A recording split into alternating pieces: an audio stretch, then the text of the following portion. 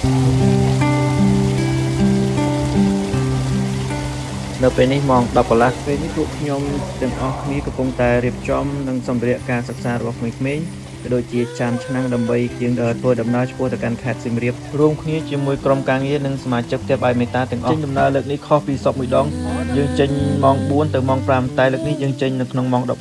ដោយសារទីតាំងឆ្ងាយហើយយើងប្រើពេលវេលាយើងយូរ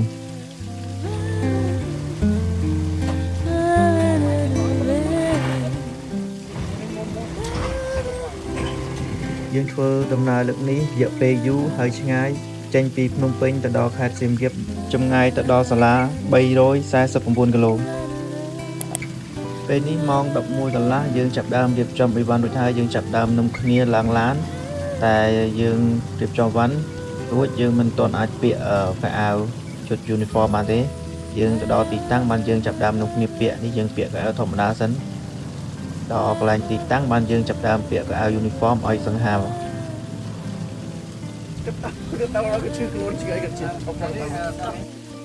្ដីមេងអានេះយើងរៀបចំទៅណាបាទ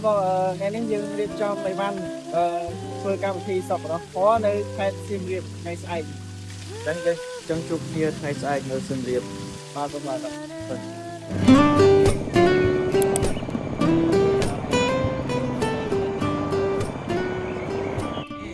ឥឡូវយើងចោះចតសម្រាប់ដើម្បីលុបមុខលុបអីហើយនឹងរកអាហារពេលព្រឹក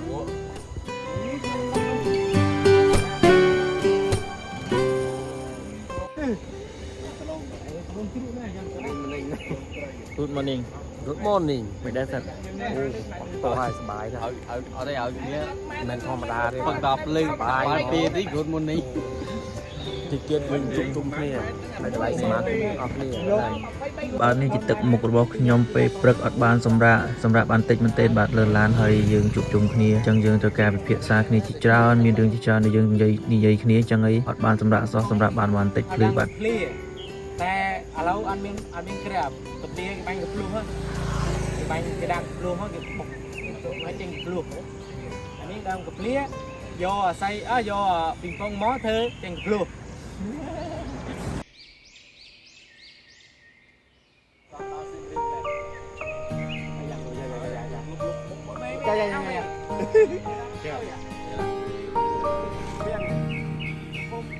បាទជាឱកាសល្អរកអស់ពីផ្ទះនឹងចង្កានហ្គាសបាទលពូបើកម៉ូតូមកជួបមុំអាហារសម្រន់ពេលព្រឹកកំពុងតែពិភាក្សាគ្នាថាទៅរកបបរឯណាឥឡូវបានលពូមកហើយក៏បានសួរទៅគាត់ថា3គីឡូទៀតដល់កន្លែងបបរដែលមានរសជាតិឆ្ងាញ់អញ្ចឹងសម្រាប់ថាយើងចេញដំណើរទៅទៀតបានអីលំពុំលំកោខ្វែសុតខ្វែសុតម៉ែសុតតាំងតែក៏ឆ្មាញ៉ាមែនអូខេ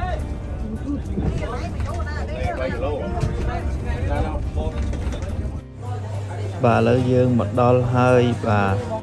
ចាប់យើងក៏បានខ្លះហើយត្រង់ឡានក៏បានញ៉ាំខ្លះហើយបងខ្ញុំមិនទាន់បានញ៉ាំទេបាទមើលមុខក៏ដឹងដែរហើយមកតាំងពីមុនគេហើយអ្នកលោកក៏ញប់ដៃញប់ជើងឃើញមកឡានពេញបុកហ្មង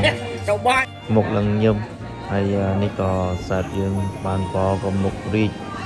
បាទអៀនកាមេរ៉ាផងឲ្យផងអូឆ្ងាញ់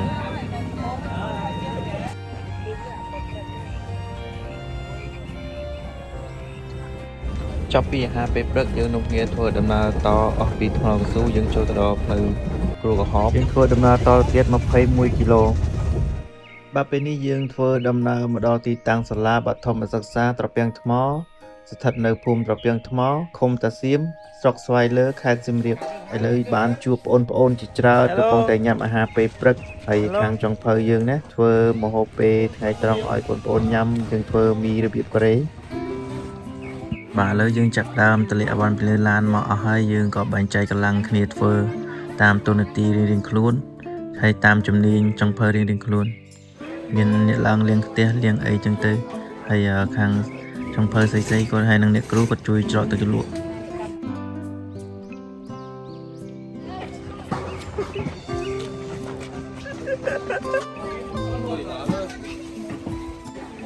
នេះវិធីដាត់ភ្លើង ตาไม่เลยห้องบ้านแกเจ๊อัดเจ๊อัดแค่คนนี้ไม่ได้ตาสนุกกันยังวันนี้เจ๊อัดแกโอ้จับอะไรจะพูดเขาบังคับเรือกันนะแบบนี้ทางจัดยังบ่มแต่ตัดเพลิงแบบจะกรานมวยเติมประกัดใบเนี่ยใช่ตัดแบบใช่ไหมอันนั้นไปแล้วครับยืมบอลนี่มาต่อ បាទពេលនេះធីមចុងភៅយើងក៏បានយកដៃយកជើងដែរបាទដើម្បីរៀបចំអាហារថ្ងៃត្រង់នឹងឲ្យតន់ឲ្យបងប្អូន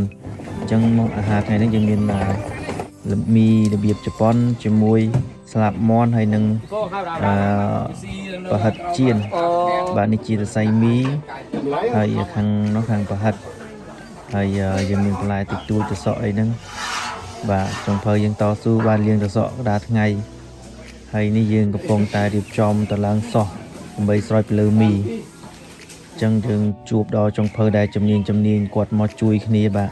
ណាត់បាត់ទាំងអស់គ្នាល្អអត់ទេណាយកចែកអ្នកមួយទៅអើបាទឥឡូវសាប់កំពុងតែរៀបចំតឡើងបំពងស្លាបមាន់បាទពេលយូរជាងគេអញ្ចឹងយើងចាប់ដើមធ្វើប្រញាប់ជាងគេអញ្ចឹងយើងជួយគ្នាបំពងអានេះសាប់តាំងតែធំទៀតបាទជួយផ្នែកខាងពងហើយនឹងមានស្លាបមាន់ពងប្រហិតពងឥឡូវសៃមីយើងចាប់ដើមរៀបចំស្រស់បាទយើងអត់ឆាជាមួយទេយើងស្រស់ហើយយើងប្រើជាសោះសម្រាប់ស្រោចពីលើបាទហុយក៏ហុយដែរបាទហុយមែនទែនបាទយើងធ្លាប់តែប្រើចក្រានហ្គាសតែពេលយើងមកប្រើចក្រានព្យូបក៏ចក្រានអស់អញ្ចឹងវាហុយបាទហូរទឹកភ្នែកមួយបាទ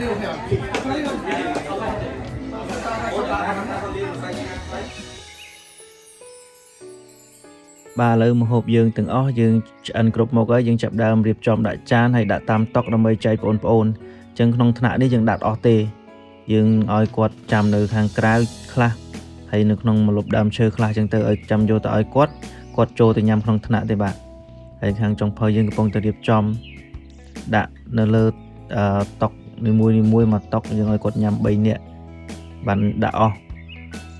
ហើយនៅសល់បងប្អូនជាច្រើនទៀតអញ្ចឹងហើយយើងដាក់គាត់នៅខាងក្រៅខ្លះបាទនេះយើងជាធីមអញ្ចឹង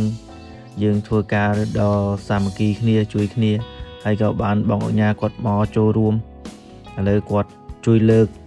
ឲ្យបងប្អូនបាទហើយបងអញ្ញាគាត់បានជួយរៀបចំជួយចាប់ម្ហូបហើយលើកទៅខ្លួនឯងបាទហើយមេកំពុងតែក្តៅបាទគាត់ជួយលើកជួយនេះជួយដុសនិយាយជួយគ្រប់យ៉ាងហើយជួយ sponsor ដល់សមាគមទេពអាយមេត្តាជាច្រើនក្នុងកម្មវិធីនីមួយគាត់ទទួលនេះឲ្យគាត់ទៅញ៉ាំក្នុងថ្នាក់គាត់ទៅគាត់ដើរទៅក្នុងថ្នាក់នឹងឲ្យ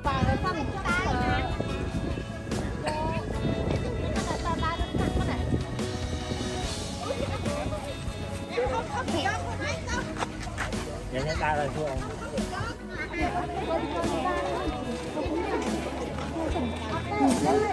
ตัดคอยกลางตัดมาคอยไหนมาเหรอ